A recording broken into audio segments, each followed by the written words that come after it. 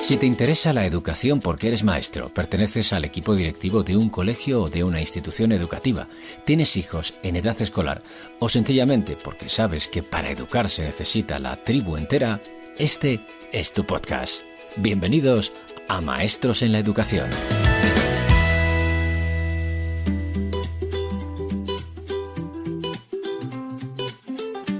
Maestros en la Educación, el podcast de Escuelas Católicas. Bienvenidos al 17º episodio de Maestros en la Educación. Me alegro mucho de estar aquí con vosotros de nuevo y es un honor compartir micrófono con nuestro invitado de hoy. Soy Victoria Moya y estoy aquí para hablar contigo de educación. Maestros en la Educación, el podcast de Escuelas Católicas. Desde su experiencia en el acompañamiento de las personas en muy distintas circunstancias, nuestro invitado de hoy tiene mucho que decir.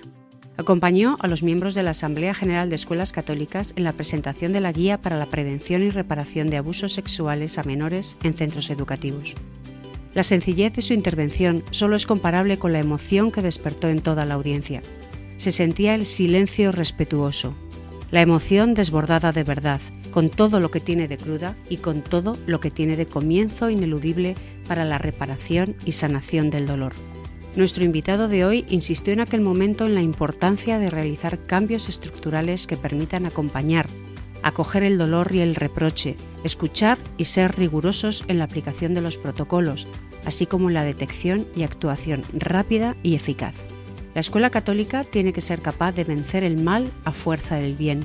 No podemos cambiar el pasado, pero sí aprender de la experiencia del mal para hacer un bien más profundo todavía, dijo. La guía, añadió, tiene que ser una ayuda para ser hospital de primeros auxilios, para saber ver al que está herido y saber llevarle a la posada. A todos nos dejó sin palabras, todos dijimos amén íntimamente y todos lo mostramos con un rotundo aplauso que a él seguro que no le gusta que le recuerde, pero que todavía resuena en nuestra memoria porque significaba reconciliación con nosotros mismos. Fernando García nació el 22 de septiembre de 1974 y su vocación salesiana germinó en el colegio y el oratorio festivo de los salesianos de Estrecho. La vida le fue enseñando desde pequeño a ser educador. Estudió filosofía en la Universidad Pontificia de Salamanca y finalizó teología en la Pontificia Salesiana de Roma. Dice que le ha educado la mirada el hecho de estar con los jóvenes y aprender de ellos, por ejemplo, impartiendo durante 13 años la materia de filosofía en bachillerato en varios colegios. Tras su ordenación, fue coordinador de pastoral y desde allí ya dio el salto a la dirección de 2 grandes colegios. En esta etapa ha seguido aprendiendo como miembro de la Junta Rectora de Escuelas Católicas de Madrid y del patronato de la Fundación Educación y Evangelio. En 2016 comenzó una nueva etapa como coordinador inspectorial de escuelas en la recién inaugurada Inspectoría Salesiana de Santiago el Mayor. Nada menos que 36 colegios en 9 comunidades autónomas y una bonita experiencia de ampliar la mirada, conociendo realidades diversas y acompañando a las personas, dice él mismo Fernando. Esa amplitud se la dio también participar en los capítulos generales de la congregación celebrados en Roma y en Turín en 2014 y en 2020. Una experiencia de comunión con representantes de casi un centenar de inspectorías de todo el mundo. También en 2020 inició su servicio como inspector provincial que desempeñará hasta 2026. De nuevo, la vida está siendo maestra, educando la mirada, aprendiendo de la escucha y contemplando una realidad llena de vida, de entusiasmo y de fuerza educativa, dice Fernando García. Maestros en la Educación, la entrevista. Fernando, bienvenido a Maestros en la Educación. Muchas gracias, es un placer estar aquí con vosotros. El placer es nuestro, por todo lo que acabo de decir, por el respeto que te tenemos, por el agradecimiento que te tenemos y por lo ocupado que seguro que estás. Así que por eso vamos a ir al grano, si te parece. Muy bien, estupendamente. Pues Nando, si me permites la confianza. No es confianza porque es más que confianza. Nando es el nombre con el que me conoce pues prácticamente todo el mundo y me parece que es muy bonito que así nos dirijamos. Muy bien, pues gracias Nando. Aquí estamos. Hablando precisamente de confianza, tú tuviste la generosidad y la valentía de ayudarnos a presentar la Guía de Escuelas Católicas, esta que se llama para la prevención y reparación de abusos sexuales a menores en centros educativos. Un nombre largo, pero no podíamos eludir ninguna de esas partes. No era un papel fácil el tuyo, sobre todo porque tú lo hiciste desde la experiencia, desde tu propia experiencia. No te quedaste en la teoría, ni te quedaste en la distancia de esto es lo que hay que hacer, o esto es lo que se debe, o esto otros dicen, otros hacen, ¿no? ¿Cómo ha sido vuestra experiencia en este ámbito y cómo te sientes al compartirla? Has comentado que se partió de la experiencia, ¿no? Recientemente me habían pedido también un escrito en el cual yo pudiera a la confer, a los religiosos, pues compartirles mis aprendizajes.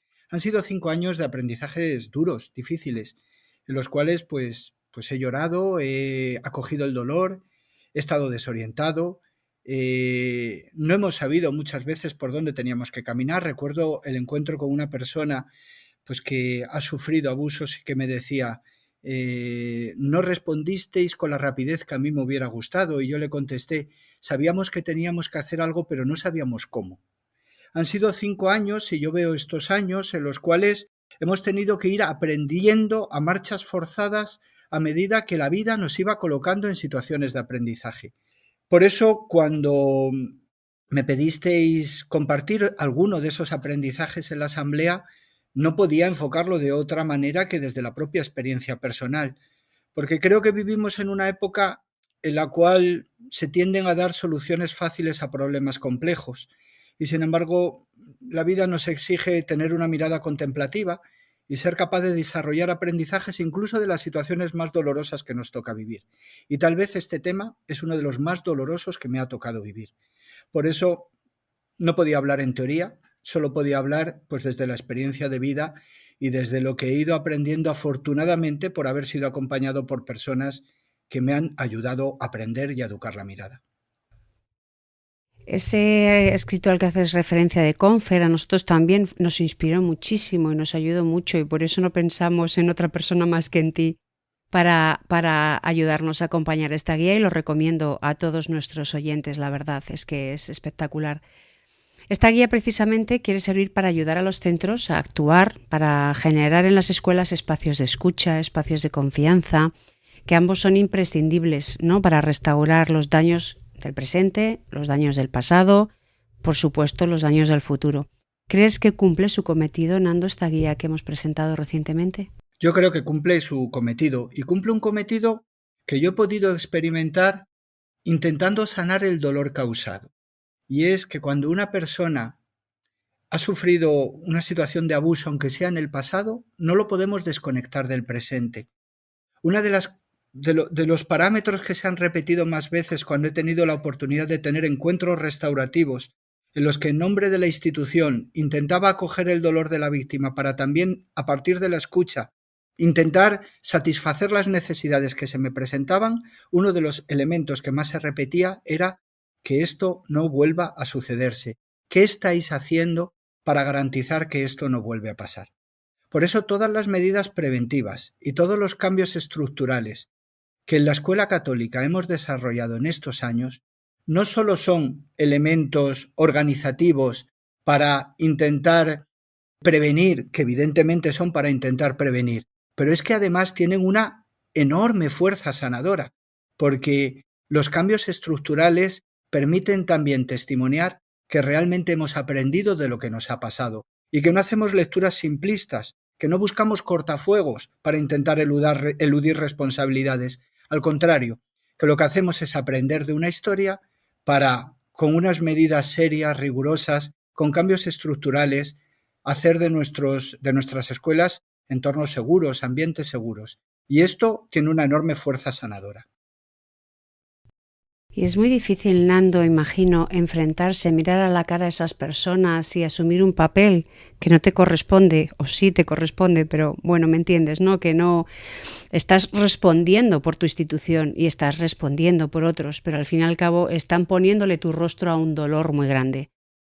¿Cómo has podido tú personalmente superar? Has tenido que absorber mucho dolor. Por los dos lados, porque me imagino que también la congregación sufre, vosotros sufrís, las víctimas sufren. ¿Cómo has podido absorber tanto dolor y mantenerte con este espíritu de esperanza que yo percibo en ti? Para mí ha sido un profundo aprendizaje antropológico y espiritual. El triángulo que genera esta situación vivida y este dolor causado y sufrido de abusos sexuales entre la víctima, el victimario y la institución es realmente complejo. Y no lo digo yo, lo dicen expertos en justicia restaurativa que han trabajado también con víctimas del terrorismo, con delitos de sangre, que qué dolor hay también ahí. Y sin embargo señalan que este triángulo que toca lo más sagrado de una persona, lo más íntimo, la sexualidad, además en un ambiente donde se esperaba la mayor de las protecciones para ellos, en muchos casos situaciones vividas en décadas precedentes, ¿no? Pues es realmente complejo, ¿no? Sin embargo, citabas en la introducción algo, es una cita de la Carta a los Romanos que para mí me está acompañando durante estos años. Solo hay una manera de vencer el mal, que es a fuerza de bien. Nosotros podemos hacer el mal más poderoso con la queja, el lamento, la rabia, el generar nuevas víctimas, que es una de las cosas que estoy aprendiendo en este tiempo. El proceso de revictimización y de victimización múltiple se produce cuando no se abordan con rigor los procesos de sanación de las personas.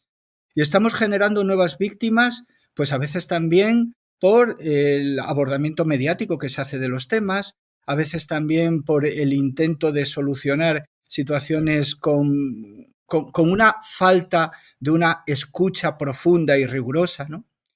Bueno, uno de los elementos que a mí me ayudó a aprender enseguida, mi experiencia empieza en el año 2018 y cuando acojo a las primeras víctimas me doy cuenta que no lo puedo hacer porque soy parte del problema y cuando digo soy, digo somos. Las instituciones somos parte del problema. Entonces no podemos generar ese espacio de seguridad y confianza que permita acoger a quien ha sufrido y a quien mira con desconfianza. Por lo tanto, no podemos cargar con mochilas que no son nuestras. Lo que tenemos que hacer es ayudar a generar esos espacios de seguridad y confianza que permitan que las personas que han sufrido puedan verbalizar aquellas necesidades para liberarse del sufrimiento. Me gusta mucho la metáfora en la cual se compara la agresión sufrida con una cuerda elástica que se vincula emocionalmente entre el agresor y el agredido. Y puede parecer que el paso del tiempo o que la distancia física nos libera de esa goma elástica y sin embargo la persona que ha quedado vinculada por la agresión sigue vinculada al agresor con esa goma.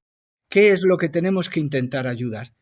Generar esos espacios de seguridad y confianza que permitan verbalizar cómo se puede cortar esa goma, para que la víctima deje de ser víctima y vuelva a ser libre.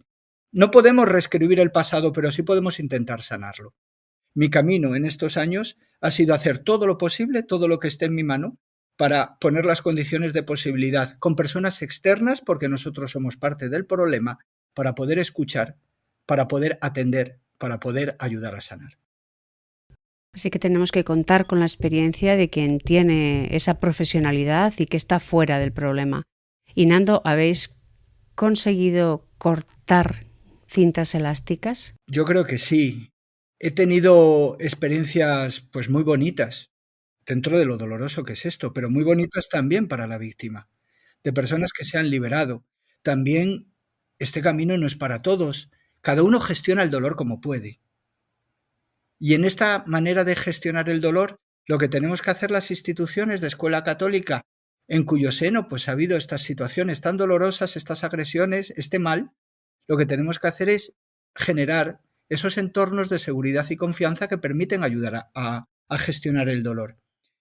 En ocasiones lo que se pide es un encuentro con personas que estaban allí en aquel tiempo para poder verbalizar lo que no se verbalizó.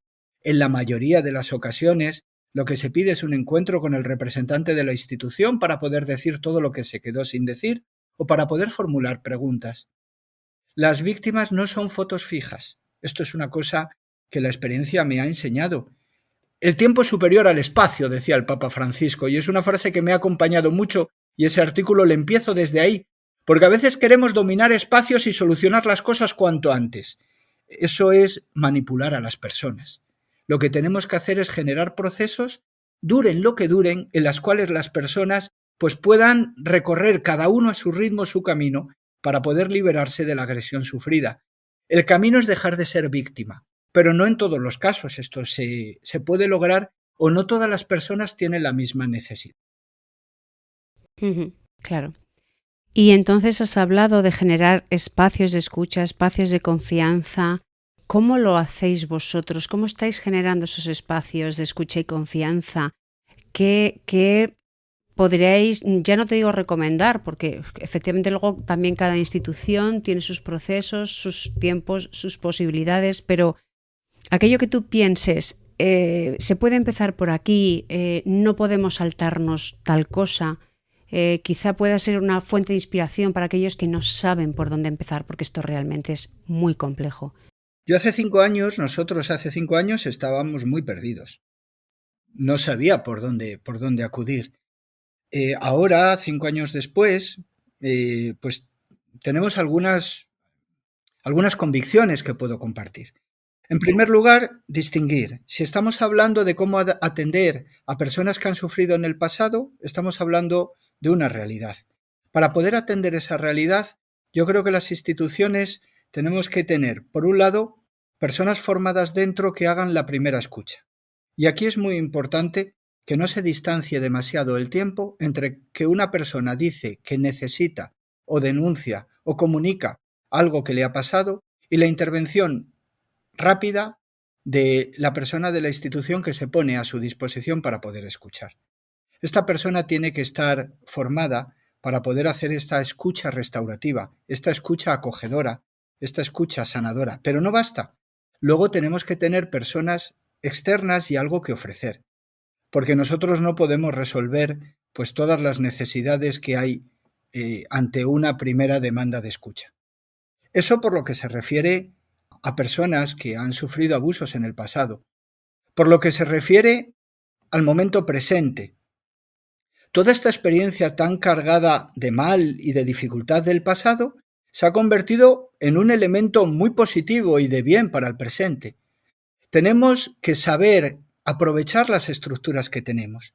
Nosotros lo que fuimos haciendo fue en torno a los orientadores de nuestros centros, que ya llevaban mucho tiempo trabajando y mucho tiempo compartiendo reuniones con una coordinación de todos nuestros colegios de la provincia, pues convertir esta red en una oportunidad para generar espacios seguros, para generar una estructura de escucha, pero no solo ante las situaciones que pasan dentro de nuestros colegios, sino también ante lo que ocurre en la vida del menor.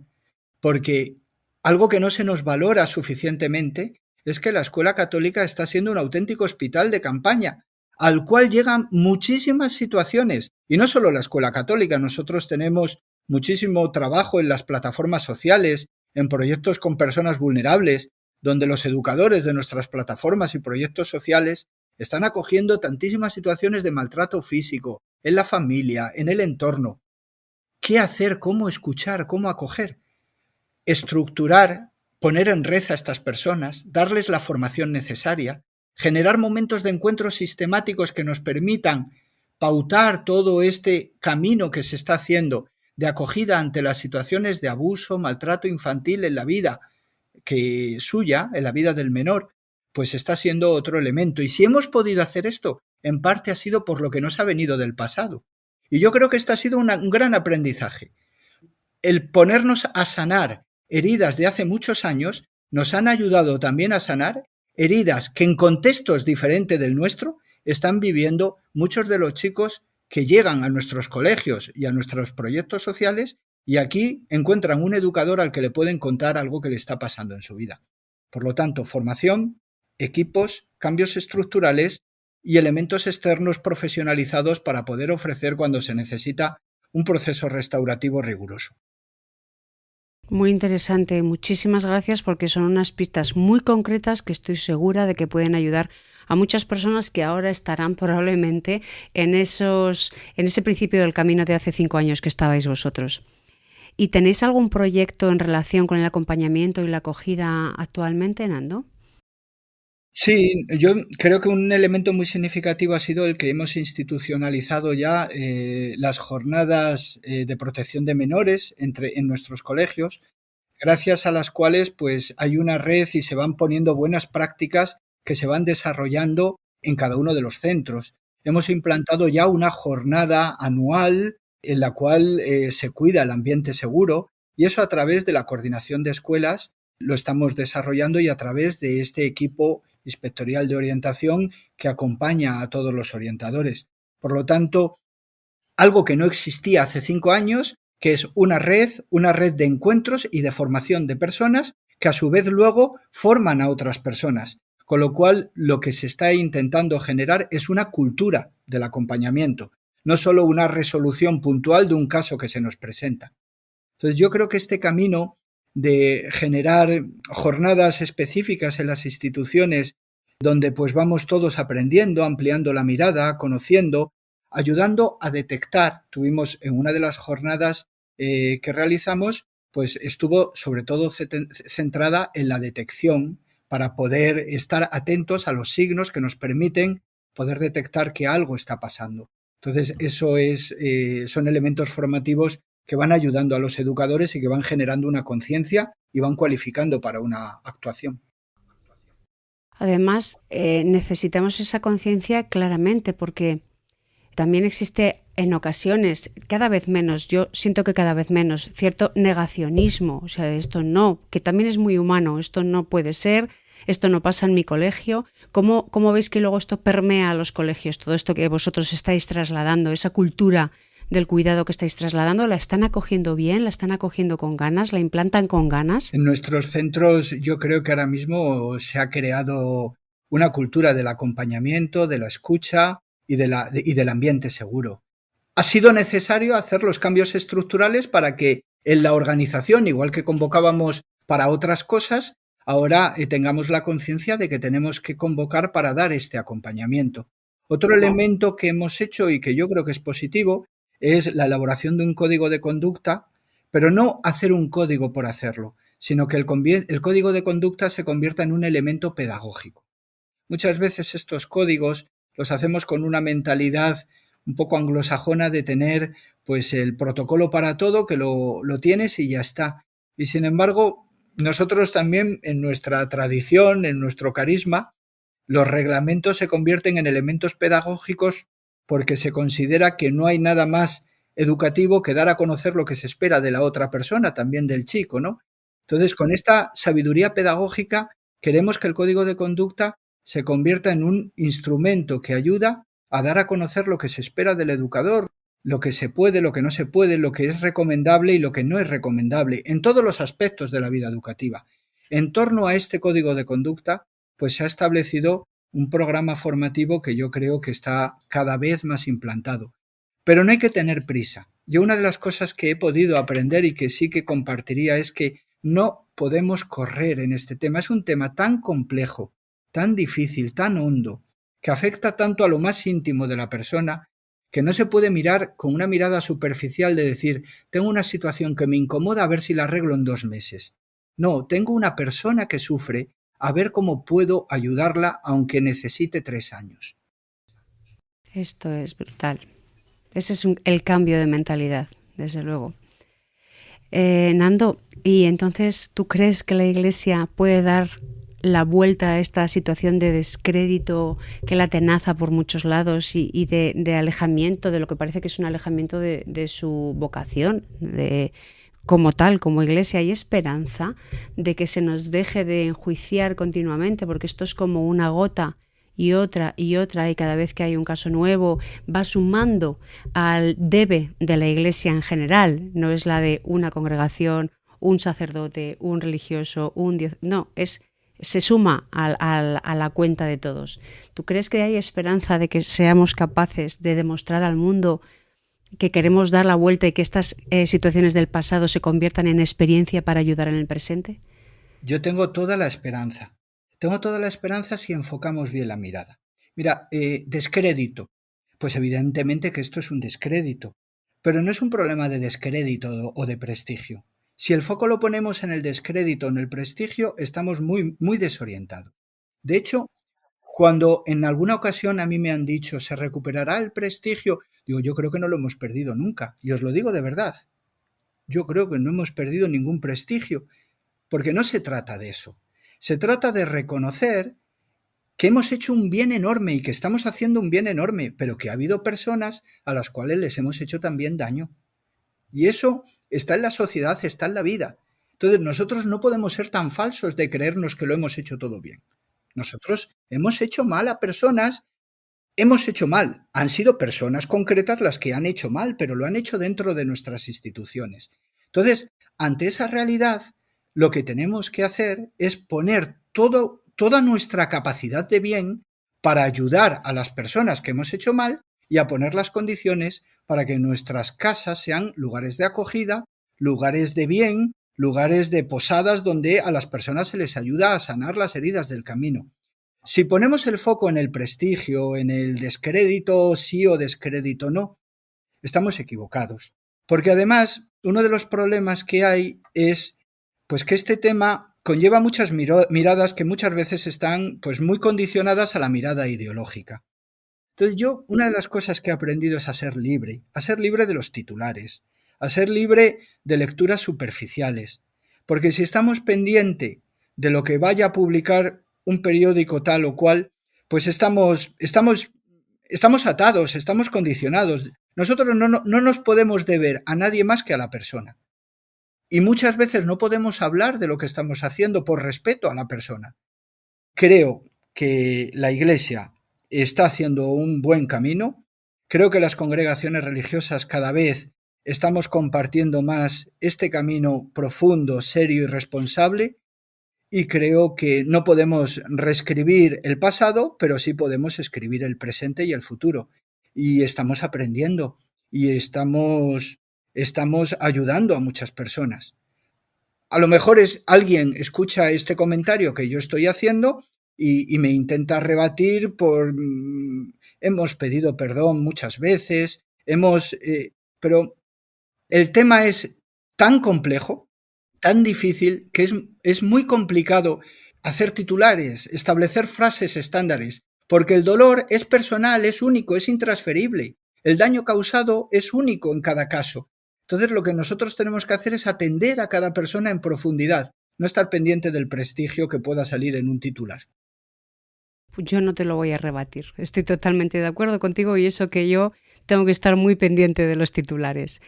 Con este rayo de esperanza que nos lanzas, te hago una última pregunta para cambiar un poco de tercio y para mirar desde el otro lado, desde el lado de lo positivo que también estamos haciendo. Este año el podcast, igual que Escuelas Católicas en general, se está centrando mucho en la importancia del encuentro. De hecho, nuestro congreso también hablaba de eso, de la inspiración que tiene que suponer la Escuela Católica de encuentro entre las personas, después de un tiempo en el que crisis económicas, crisis sociales, crisis sanitarias, ahora crisis emocionales también, todo esto parece que nos aleja un poco del otro. ¿Crees que el encuentro, ese encuentro interpersonal, incluso el encuentro con uno mismo, el encuentro con Dios, ese que hemos perdido en parte, se debe recuperar? ¿Necesitamos recuperar ese encuentro? Es absolutamente indispensable. O sea, nosotros no sabemos educar online. Nosotros no somos... Y eso, perdona que te interrumpa, y eso que lo hicimos muy bien, en la pandemia. Lo hicimos muy bien, pero nos falta ver el rostro, nos falta sentir, sí. Nos falta tocar, nos falta compartir alegría, ¿no? Así es. Es indispensable. Mira, una de las preocupaciones que tengo desde pues esta atalaya que me da pues a lo largo del año poder tener en torno a 1000 coloquios personales con educadores salesianos, miembros de equipos directivos, es mucho lo que puedes compartir y escuchar. Tú sí que te encuentras con el otro, ¿eh? ¿Qué necesidad de escucha hay en las personas? En todos. ¿Qué necesidad de escucha? ¿Qué necesidad de referentes adultos? Nuestra escuela es más necesaria que nunca, porque los chicos están muy solos. Pueden tener todas las aplicaciones móviles para conseguir de una forma inmediata lo que requieren, pero no hay aplicación móvil que ofrezca respuestas ante el sentido de la vida, ante el dolor, ante esa baja tolerancia al fracaso que se vive, que muchas veces es la causa de problemas mentales también que se tienen. Necesitamos referentes referentes que lleven un camino en la vida. Nuestra escuela es capaz de generar con ese encuentro no solo lugares de aprendizaje, sino lugares de vida. Y cuando se genera vida, hay referentes adultos a los cuales se le pueden contar cosas de la vida.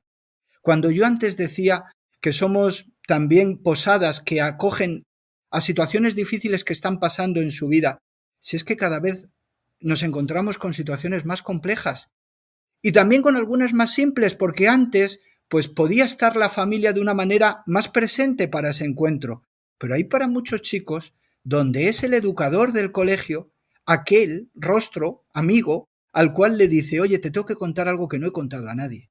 Y ahí se posibilita una capacidad de ayudar y de acompañar.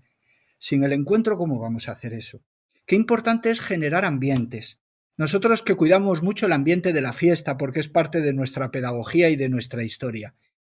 Les decía yo a los educadores, es que no es lo mismo hacer esto que no hacerlo. No es lo mismo generar un ambiente festivo en el colegio que haga que el chico lo sienta como su casa que no hacerlo, porque así se posibilitará el encuentro en las cosas más importantes. Si no generamos ambientes acogedores, ¿cómo nos van a contar lo que de verdad importa en su vida? Eso es lo que estamos llamados a ser. Y hoy, mucho más necesarios que antes, porque cuando la familia estaba toda muy bien ordenadita, el colegio complementaba. Hoy en día, el colegio muchas veces es esa posada del buen samaritano donde se pueden curar las heridas. Y si no estamos nosotros, ¿quién va a estar? Bueno, yo después de esto que me dices y esta rotundidad de tu convicción de que la escuela es más necesaria que nunca y la escuela católica, nuestra escuela es más necesaria que nunca, me voy a quedar aquí. Si tuviera que hacer un resumen ahora de todo lo que nos has dicho, me resultaría complicadísimo sacar un titular, porque nos has dado tantos titulares, pero titulares con fondo, con trasfondo, con mucho sentido, con mucha verdad. Te lo agradezco muchísimo. Y te invito a que alguna que otra vez te pases por aquí a compartir un poco esta maestría en la educación que tienes, Nando. Muchísimas gracias. Gracias, Victoria. Lo que tengo es aprendizaje en la educación, porque estamos todo el día aprendiendo. Gracias. Gracias a ti. Estás escuchando Maestros en la Educación, el podcast de Escuelas Católicas.